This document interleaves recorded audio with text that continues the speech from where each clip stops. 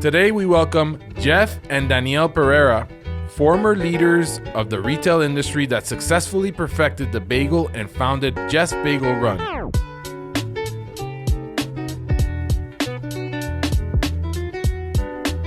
Let's start from the beginning. Both worked at Target. Yeah. Right? Yes. Correct. That's how this all starts.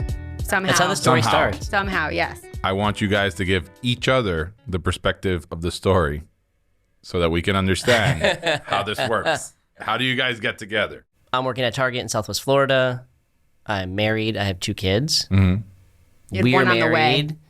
Well, yeah, one was on the way. You're right. I was I married. know. One I on met the you way. and you had a pregnant wife Yes. at the time. She met me, had a pregnant wife at the time. I was happily married, and you were right out of college. Yeah. I met him basically training. Like, he was my trainer for food service at the time. He ran all the food operations did you? for Target. Yeah. That was hard. Variety of stores. And I met him, trained with him, like platonic, like just thought he was a nice guy, you know. I thought she was like a new college recruit, like just another one. of Yeah. 300 people we were hiring that month, Yeah, at yeah. Target. So So we also then eventually worked in the same district. Like, we were in the same position, and I'm a pretty competitive person. So we were in different locations. We each were in different stores. So I was always like comparing our numbers. And I wasn't a huge fan of you. I felt you were, arrogant and cocky, yeah. And confident. so, I mean, it was fine. And then I think you got promoted, I got promoted. We all kind of went different ways. And then both got promoted onto the same team. We were both in operations for different facets of the business. So we supported the same 50 stores. I was in operations, and then you were in facilities. Yeah. So then we started working together, and Romance blossomed. Yeah. So the good part about this is that you guys were now working for a multi-national company, Fortune 50, learning a bunch of systems, which is usually what these companies have. Absolutely. Oh, best practices. I mean, and I was in operations, so I was implementing and part of like the corporate changes that were happening around. And I mean, think about where Target's come. So that was amazing. I mean, that was pretty Target, obviously where we met. So like, I'm so appreciative, but It was a great foundation for, learning about leading people, leading processes, building teams. That's big. It was really big. Yeah. And, I think a lot of people, today see what we do at the Bagel Run and think, wow, how they did that. Well, you got to go back. Welcome to Jeff's Bagel Run here in College Park. This is the shop. It's tiny, 650 square feet. And this is Amanda back here. She's boiling and baking. We start the day at 4 a.m. with a pretty significant workload, usually anywhere between 40 and 60 dozen bagels during the week and upwards of 100 dozen on the weekends as we prepare for our customers to come in. So if you want to come over here with me, we can take a look at kind of what happens. We've got bagels that go into boiling barley malt water, and then they get topped and seasoned over here on this table. It's incredible that we have had success in finding such talented people who are ready for this early morning task. we did it debt-free. We didn't take any investors. Like, that, to me, that was always my mindset. So You did do a Kickstarter, though. we did do a Kickstarter. How did that work? It was phenomenal. Yeah. It was really a phenomenal experience. I think we had kicking around ideas of how do we raise some funds? What do we do? Do we take a loan? What do we need to do?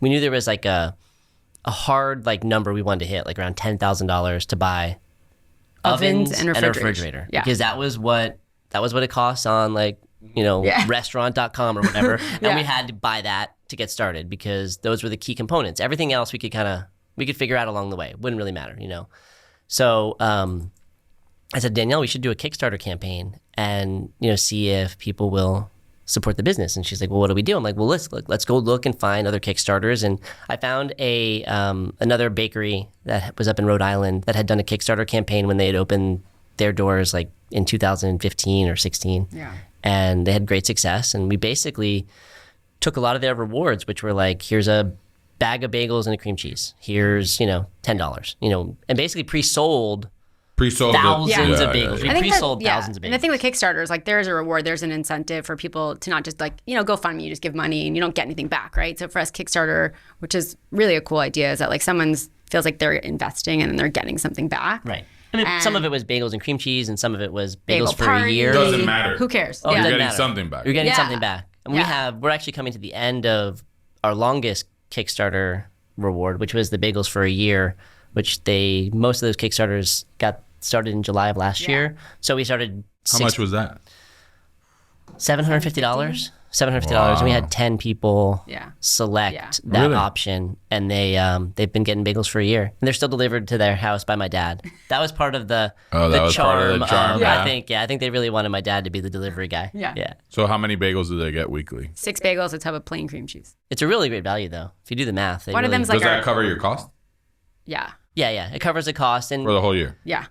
I think, well, I don't know if it covers the cost for the whole year. Probably does, yeah, per order. Yeah. I think We did the math. when we She did the math. I did the math. I have the ideas. Yeah. She does the math. Yeah. Yeah. I have the I can ideas. see She that. does the Yeah. math. Yeah. It's interesting because when we built the Kickstarter, we were like trying to get to this number. Like we knew we needed to make $10,000. So we set the goal at $10,000. Like what rewards do we need and how many people do we need to support us with that reward to get to that number? How long did it take you to get to 10,000? Here's the crazy part. We announced that we signed a lease online and then we're going to do a Kickstarter.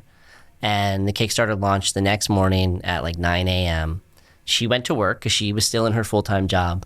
And she starts getting text messages from her friends. I'm working. I'm busy. I don't know what's going on. And she calls me. She's like, we made our goal in the first hour. Really? Yeah. Okay. And we got to like $19,000 by the end of the 24 hours. Holy shit. And when we closed the Kickstarter campaign, I think we'd raised $22,000, $23,000 to start up in our 2 days or 3 days? It was so it's a 30-day yeah. campaign.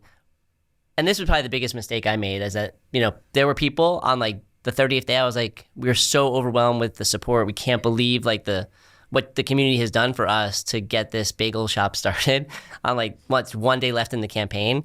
I must have had 100 messages that day. Didn't know you had a campaign. Like, so there was like no, like the reach had gotten so much reach that I thought, oh, we've reached everybody. We've never reached everyone, right?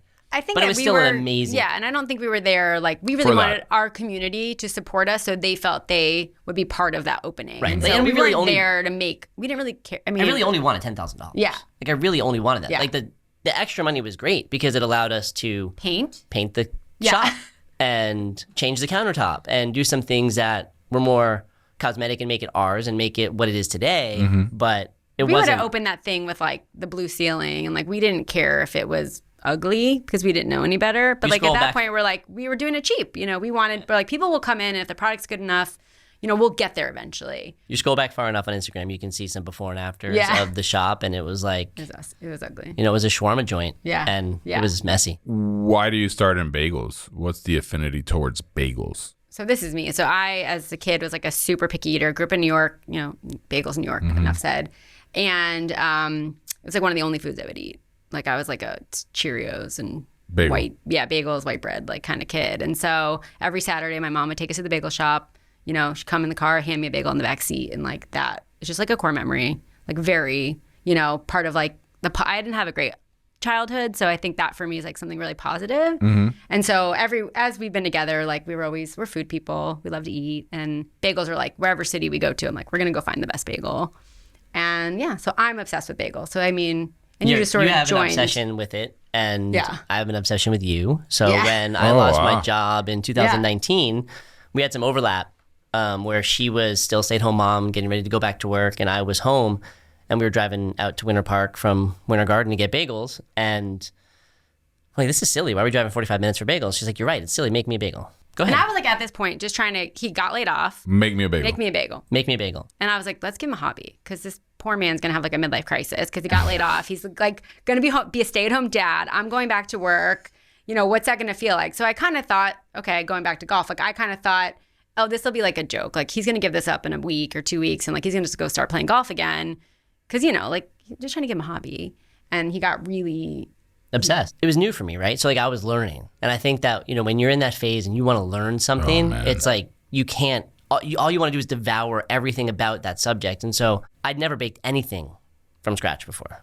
Like everything came from a box. And when she's like, make me a bagel, there's no box for bagels. You just have to kind of go figure it out. And so you get online immediately, you look at like every bagel recipe you can find, and then you start making them. And the first ones were horrible. Ugh.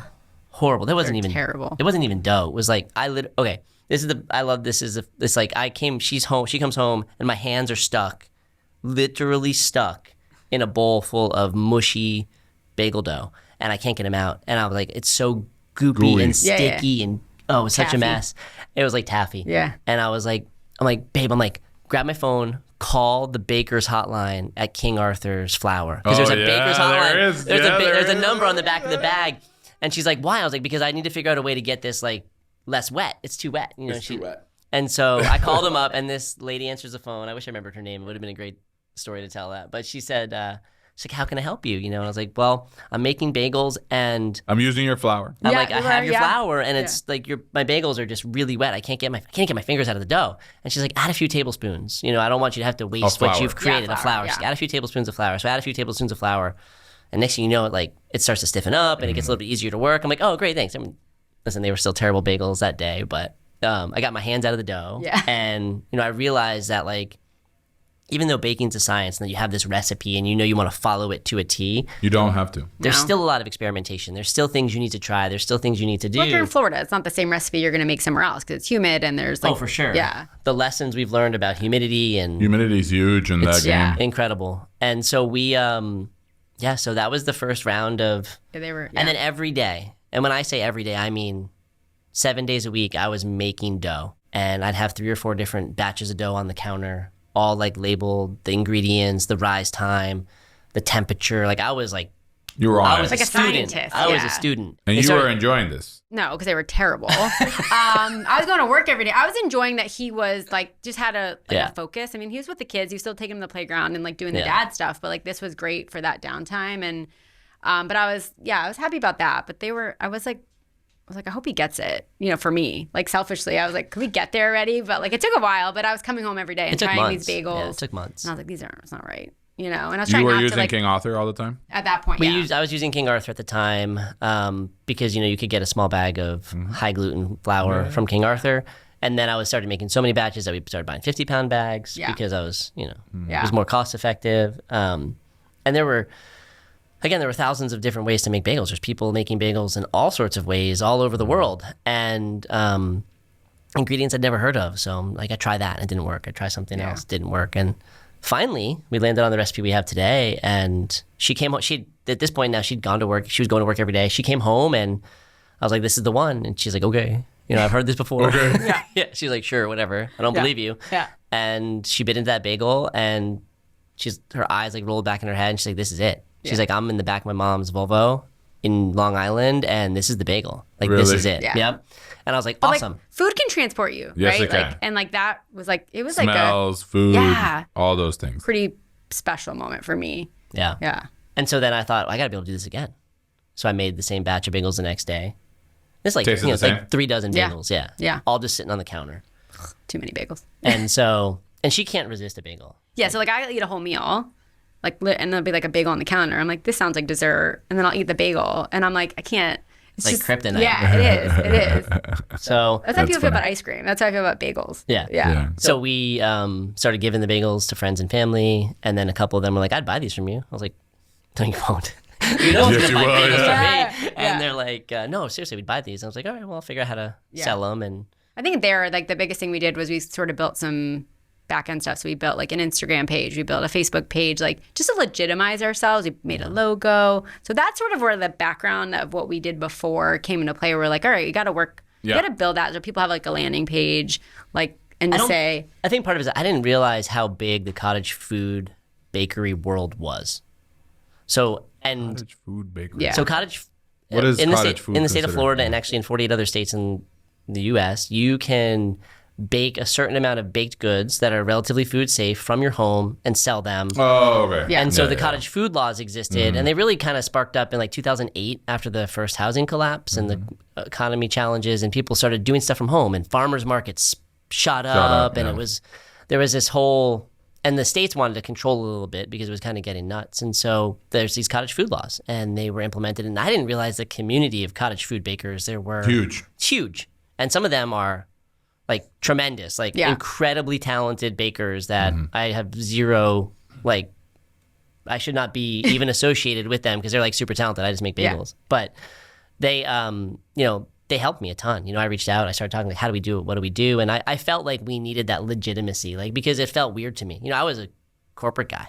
Like I have these big names behind me and here I am just making bagels from my house. This is weird. Like who's going to buy bagels from some dude at his house? Like, I don't know. It was weird. But what was so weird about it? I mean, for me, it just felt odd. It just felt like that you didn't belong in that kind of thing? Because, I mean, I felt the same way when I started the food truck. I have no idea what I'm doing. I went on YouTube. I learned. I'm here. Yeah.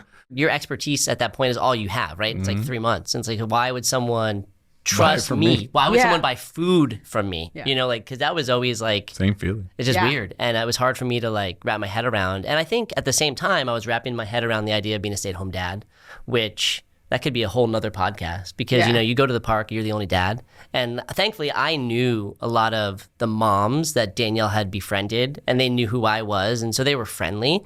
But when you go to a new playground with your kids and you're like the only guy there, you're like there's the looks. They're like, who's this guy? Like, kind of like, what a loser. Like, Yeah. And it's the truth, though. It's true. Yeah. It's true. And so not all of them felt that way. And there was, I found my group of moms who...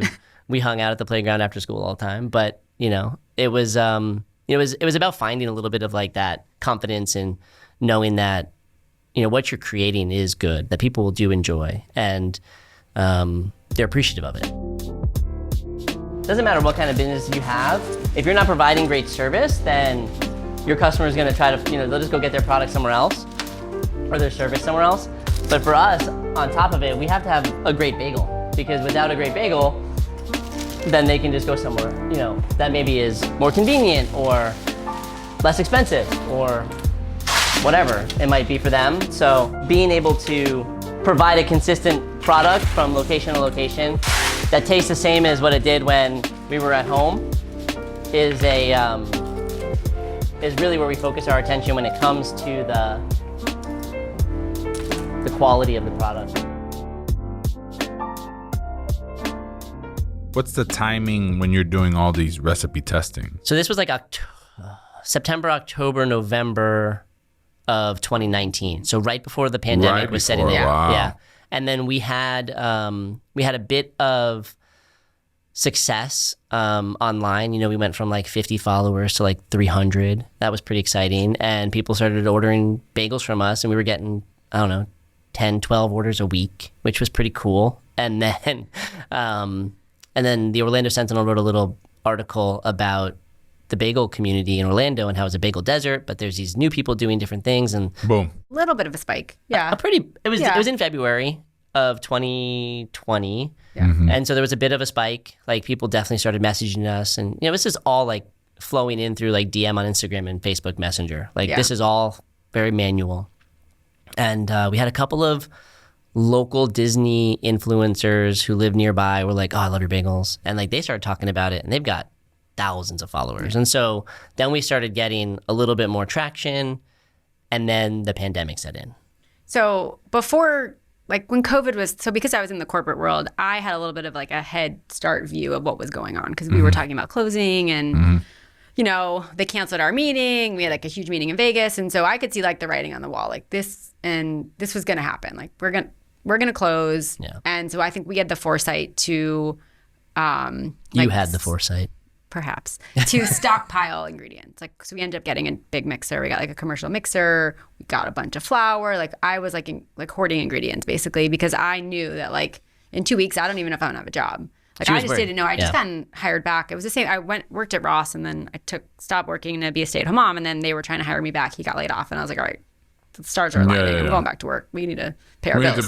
Yeah. We'd only been back it hadn't even been 6 months yeah. at that point, and they're talking about closing stores. You didn't know if you were going to have a job, and I was like, well, we always make bagels. And you're like, rolled your, like, again, you're like, yeah, right. Bagels aren't going to like pay for this. Bills, They're not going to pay these bills. And so. Well, I was like, all right, we can trade them for supplies. Like that's where I was thinking, the pandemic, trade right? Them for supplies. Yeah, like I didn't know. I've seen a lot of it's hard to remember though. Like March of 2020, April 2020, it was like scary, and like so scary? It was scary.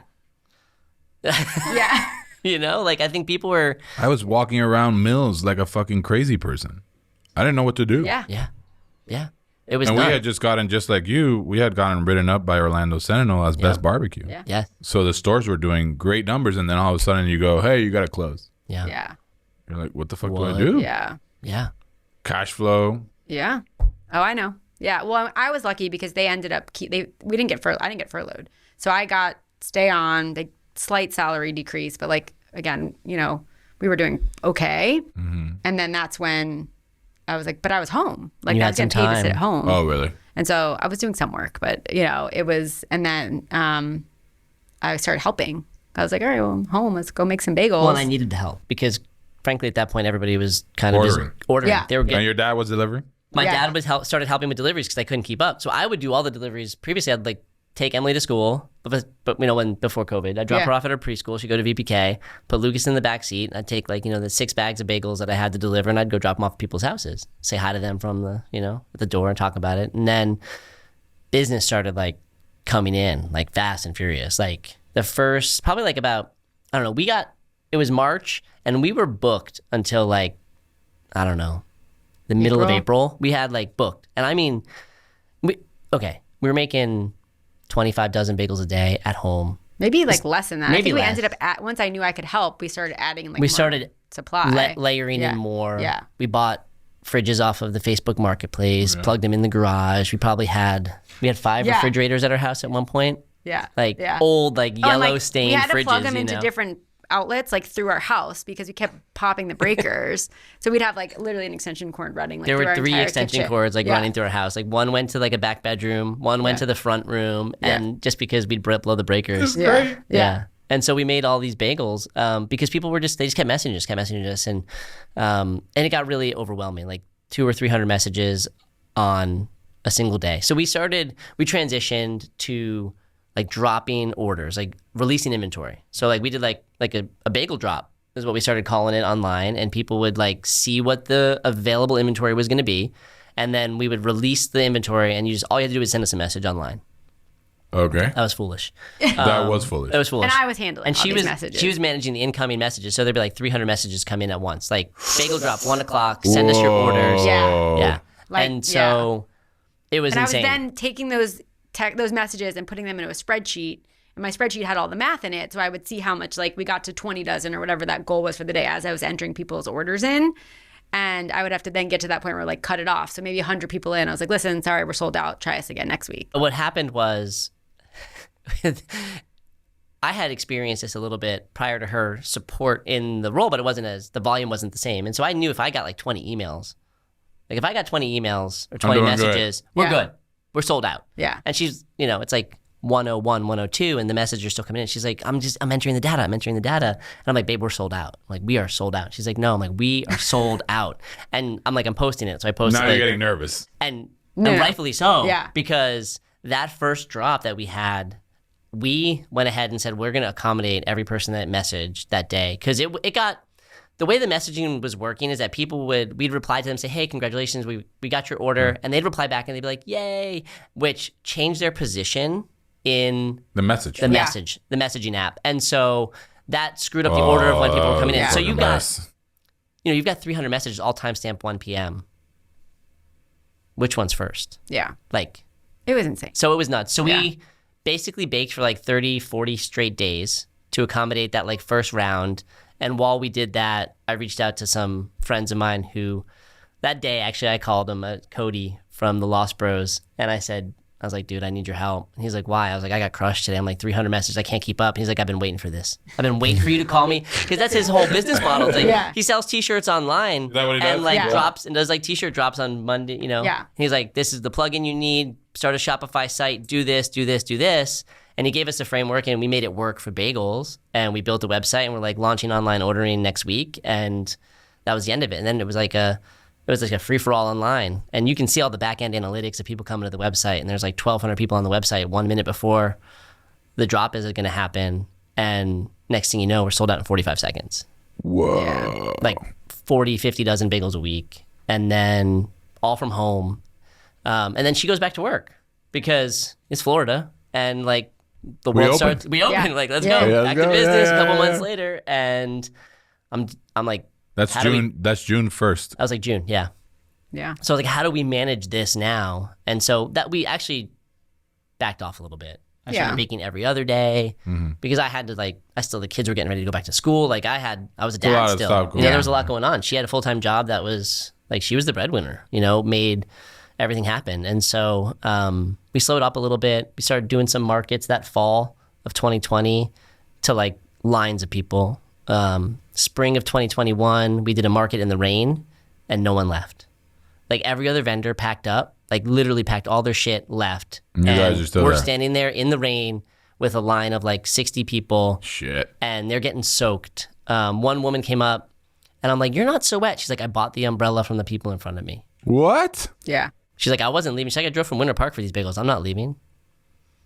She bought her like 6 bagels and a black and white cookie and went home. Like, yeah.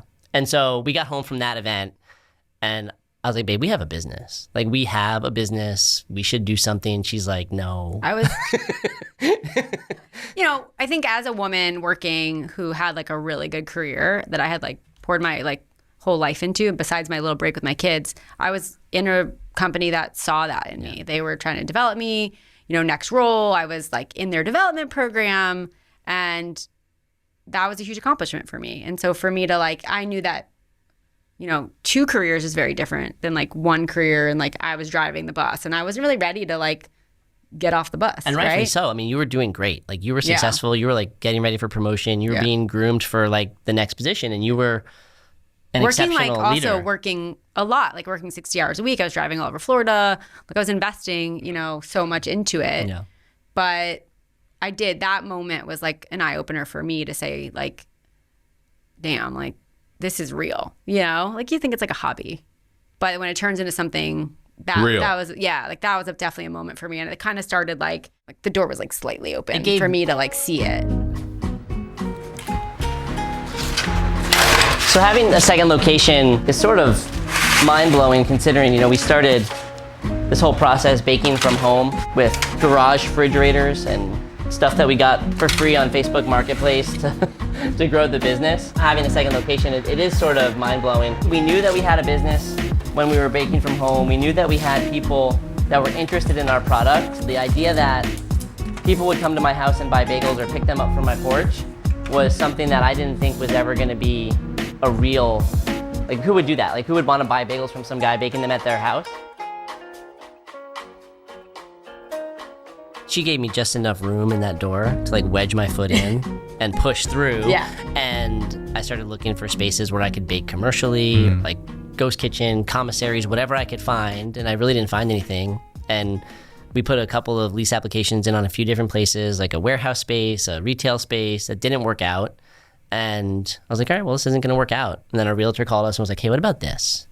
And I was like, I didn't realize it was open. It's the current space we're in now in Ocoee. Yeah. And she's like, go look at it. Go look at it. She was still working. I was like, listen, we could hire someone to do the like bagels, to do what I do. Yeah. But like even like some of the back end stuff, the administrative stuff, and like they're not going to make as much money as I'm making. So like, why am I going to give up my whole salary? Yeah, sure. And like this benefits and my 401k, yeah, which I roll my eyes at now because it's silly. But I've put more money away now than I ever did, and then. But no comment. Yeah. So, but why I could just hire someone like. Be fine. And so that was my like willingness to do this and sign the lease. And so but like with when we got the location we got, like we brought our landlord bag of bagels and we had a business plan and we were really strategic in like closing the deal because we got rejected a couple times, and I was like, we got to do this a little different.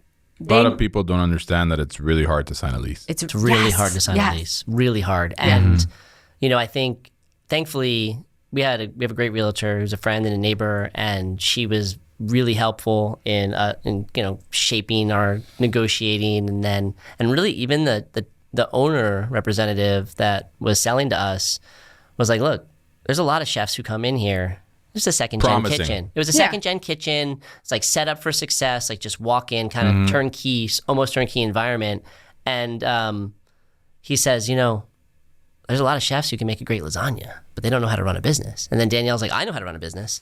And like, here's how you run a business. And they're like, oh, okay. And they took a shot. Because we later found out after we announced that we were signing that place that 4 or 5 other business owners that we knew that were looking for spaces had also applied and toured that same space and didn't get it. And like, so we sort of felt like he took a chance on us, and they were like established businesses looking for second locations, people who had something, and they took a chance on us, and we're really, really lucky, really fortunate that they did. So, how do you feel now?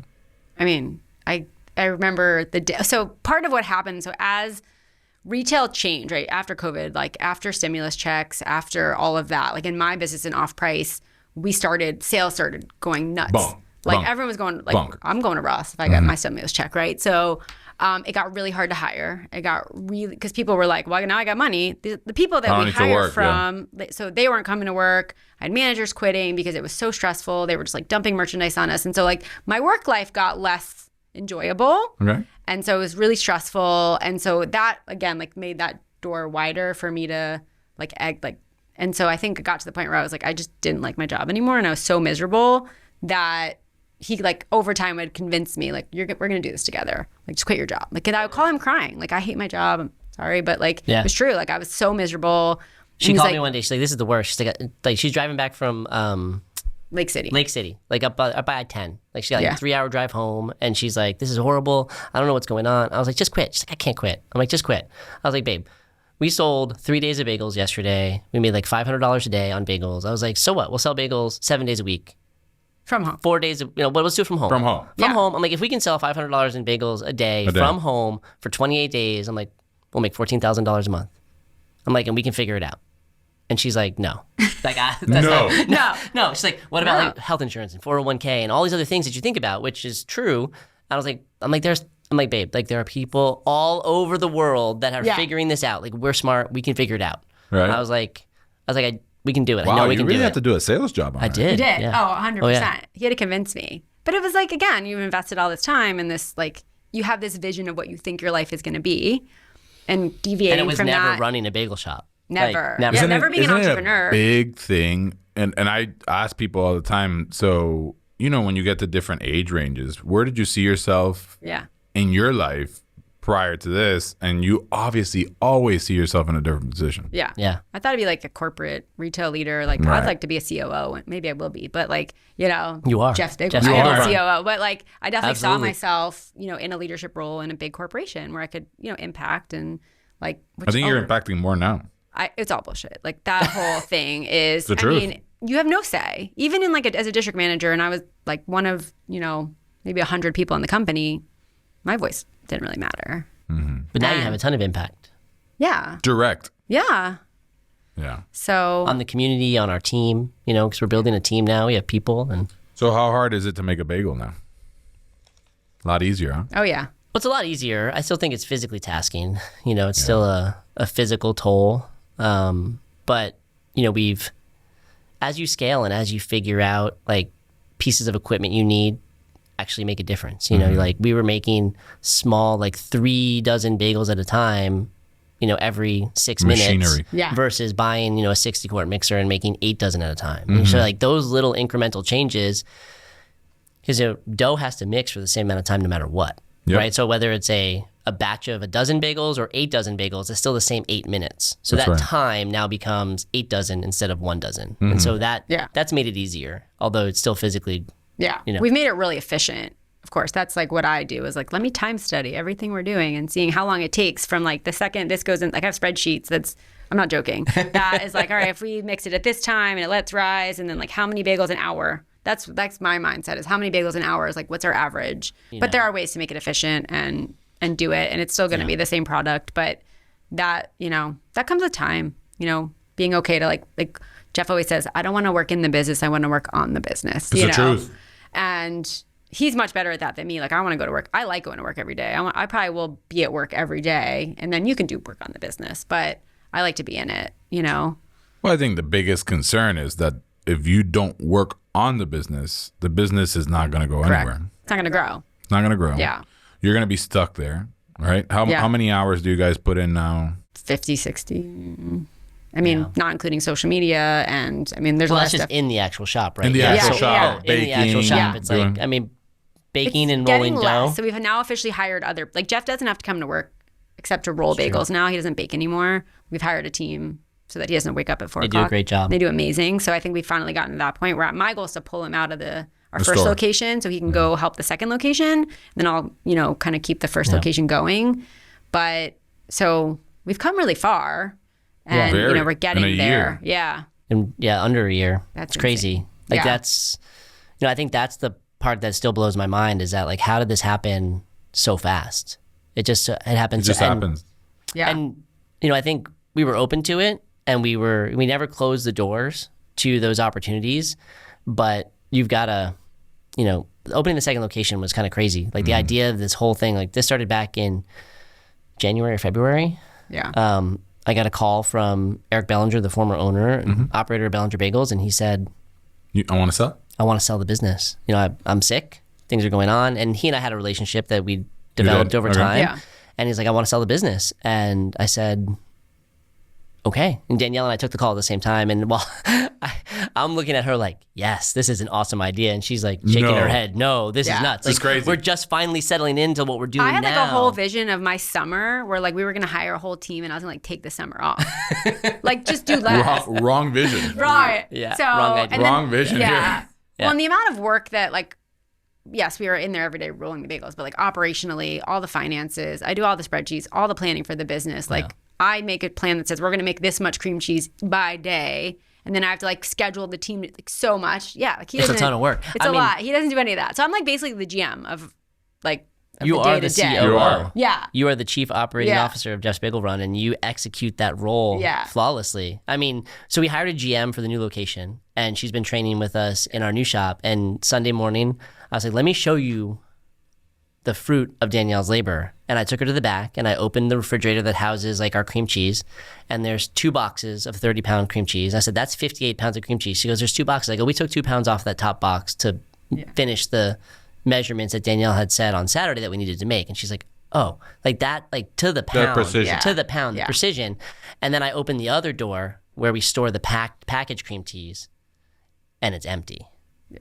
And we go to the front cooler, and this is now like 11:30 on Sunday afternoon, and there's like 3 of each flavor left. Perfect. Safety stock. Yeah. Perfect. Yeah. Like she nailed, like when you think about like food cost and execution in this environment where prices are rising like crazy, she nailed it. And like we have exactly what we needed for the business that week. Like you got to have one left, because if you don't have one left, then someone missed it, right? So there's always one left or more than one. But at least you have one left. Yeah, but then I'm like, not to do that for 2 locations. Like, so in my mind, I'm thinking about all the added workload. I'm a mom. Like, there's a lot of other things I have going on, and I'm like, I literally physically cannot do this, It's actually going to become easier. I think it will be. Now I see that. But my first was like, oh, gosh. In that first moment when they're like, hey, do you want to buy a second business? I was like, sure. I'm like, of course. Like, that's why we're a good balance, though, because he's like definitely like, he's the visionary. And then I'm like the realist, Yeah. So you live in the clouds. Yeah. And she doesn't. She got her feet on the ground, and she keeps us grounded. Yeah. And, I'm looking out for the family too, like. No, for sure. Because it's an investment. Like, I mean. It's tough. Yeah. And when we were first, and when it was in those first couple of months before we hired anybody at the new shop, it was just us. I would leave the house at 2 a.m., get to the shop, start baking bagels. And then she would come in, get the shop ready for customers. The customers would come in. They'd buy like the 60 or 70 bagels that we were able to make from the day before. Yeah. And then we'd start rolling bagels. And then I would stay and decorate cookies and like come home at 9:30. Like I literally would be there 19 hours a day, come home and sleep and go back and do it again. And she's like, you're going to die. Yeah. That's okay. Like you I sort of felt that way. I was like, yeah, whatever, Who cares? Like, let's go. But obviously in time that got better. And I think with the second location, for us, it was just about like, and we reached out to people. We talked to people that we trusted, and we're like, how do we balance this? And the best piece of advice we got was like, find the right person to run the shop. You need someone, because you can't be in both places, and you need the right person. So we started our search, and we think we have the right person. She's doing great. She's really. We're like starting a staff, trying to get like find people. And the good thing is like we hire from our customers, so we hire people that are they love our bagels. They love our brand. They're committed to us. So And now you get to build your own culture. Yeah. Which is my favorite. Which is probably your favorite. Yeah. I'm seeing that because if you come from leadership, that's a big thing. You take care of people. I mean, these are like, it's a family business in a way, and they're your employees. They're not your family. But if you treat people with respect and you pay them right, and you get, like we tip share. Like there's a lot of things that like I knew like I wanted to do the right way so that people felt valued. Because I was in jobs where I didn't feel valued. And I know my employees didn't, because corporate, you know. Corporate's corporate. You know? Yeah. Like, you're all replaceable. We don't want our people to feel replaceable. Thank you guys for coming in. Thanks I appreciate for having it. us. Yeah, It's so great. It's a great story. I really enjoyed it. And if you want to shout out where the new location and the old location is, I don't want to say the old location because it's a year old. No, it's not even that old, right? Yeah. So the OG shop is in Ocoee on 2787 Old Winter Garden Road. And our new location is going to be opening this July in College Park. I don't know the address. 4339 Edgewater Drive. I know the address, of course. Somebody looked at the contract. Yeah. Exactly. Yeah. At Jeff's Bagel Run everywhere. Yeah. Jeff's Bagel Run. At Jeff's Bagel Run. Find us anywhere. Jeff's Bagel Run. Literally anywhere over there. Cool. Thank you guys. Thank you so much. Yeah, Awesome. Appreciate you.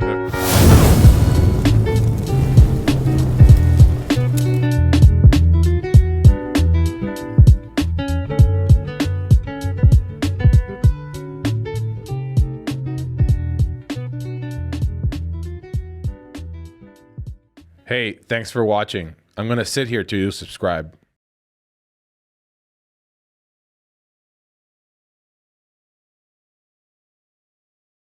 Hello?